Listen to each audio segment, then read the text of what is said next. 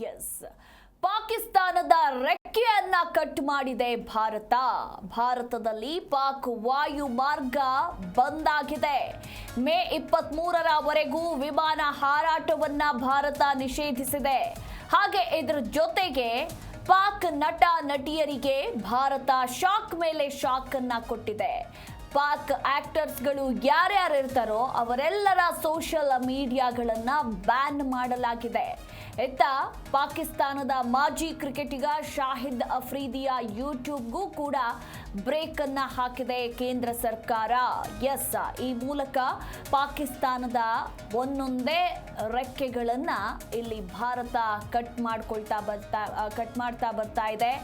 ಒಂದು ಪಾಕ್ ವಾಯು ಮಾರ್ಗವನ್ನ ಬಂದ್ ಮಾಡಲಾಗಿದ್ದು ಮೇ 23ರವರೆಗೂ ಬಹುದೊಡ್ಡ ಹೊಡೆತವನ್ನ ಪಾಕ್ಗೆ ನೀಡಿತು. ಅದರ ಬೆನ್ನಲ್ಲೇ ಈಗ ಪಾಕ್ ನಟ ನಟಿಯರು ಯಾರೆಲ್ಲ ಆಕ್ಟರ್ಸ್ಗಳಿರ್ತಾರೆ, ಯಾರೆಲ್ಲ ಹೆಸರು ಮಾಡಿರ್ತಾರೆ, ಗುರುತಿಸಿಕೊಂಡಿರ್ತಾರೆ, ಸೊ ಅಂಥವರು ಇತ್ತೀಚಿನ ದಿನಗಳಲ್ಲಿ ಸರ್ವೇ ಸಾಮಾನ್ಯವಾಗಿ ಎಲ್ಲರೂ ಕೂಡ ಸೋಷಿಯಲ್ ಮೀಡಿಯಾದಲ್ಲಿ ಆಕ್ಟಿವ್ ಆಗಿದ್ದಾರೆ. ಹಾಗೆ ಎಲ್ಲರೂ ಕೂಡ ಯೂಟ್ಯೂಬ್ ಚಾನೆಲ್ಗಳನ್ನು ಓಪನ್ ಮಾಡ್ಕೊಂಡಿದ್ದಾರೆ. ಸೊ ಅವರೆಲ್ಲರ ಯೂಟ್ಯೂಬ್ ಚಾನೆಲ್ಗಳನ್ನು ಭಾರತದಲ್ಲಿ ಬಂದ್ ಮಾಡಲಾಗಿದೆ, ಬ್ಯಾನ್ ಮಾಡಲಾಗಿದೆ. ಜೊತೆಗೆ ಸೋಷಿಯಲ್ ಮೀಡಿಯಾವನ್ನು ಕೂಡ ಬ್ಯಾನ್ ಮಾಡಲಾಗಿದೆ ಅನ್ನೋದರ ಕುರಿತು ಈಗ ಮಾಹಿತಿ ಲಭ್ಯವಾಗಿರುವಂಥದ್ದು. ಹಾಗೆ ಪಾಕಿಸ್ತಾನದ ಮಾಜಿ ಕ್ರಿಕೆಟಿಗ ಉಗ್ರ ದಾಳಿಯನ್ನ ಸಮರ್ಥಿಸಿಕೊಂಡಿದ್ರು. ಅಂದ್ರೆ ಈ ದಾಳಿಗೂ ಪಾಕಿಸ್ತಾನಕ್ಕೂ ಯಾವುದೇ ಸಂಬಂಧ ಇಲ್ಲ, ಬದಲಾಗಿ ಭಾರತವೇ ತನ್ನ ಜನರನ್ನ ಕೊಂದು ನಮ್ಮ ಮೇಲೆ ಹೇಳ್ತಾ ಇದೆ ಅಂತ ಹೇಳಿದ್ರು.